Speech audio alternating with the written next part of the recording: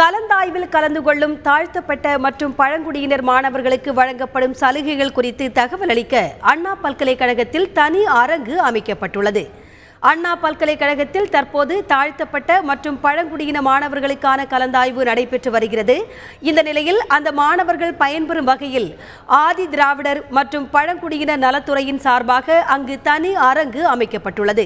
அங்கு தாழ்த்தப்பட்ட மற்றும் பழங்குடியின மாணவர்களுக்கு வழங்கப்படும் சலுகைகள் மற்றும் இலவச கல்வி குறித்த விளக்கம் அளிக்கப்படுவதாக அதிகாரிகள் தெரிவித்துள்ளனர்.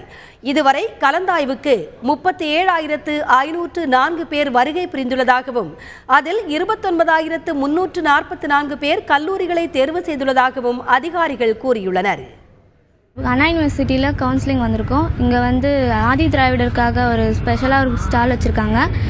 இங்கே நம்ம ப்ரைவேட் காலேஜ்னாலே நிறைய ஃபீஸ் கட்ட வேண்டியது இருக்கும் அப்படின்னு சொல்லி வருவாங்க. ஆனால் இங்கே அவங்களே ஃபீஸ் அவங்களே பே பண்ணுறாங்க. கவர்மெண்ட்டே பே பண்ணுறதுனால எங்களுக்கு ரொம்ப யூஸ்ஃபுல்லாக இருக்குது.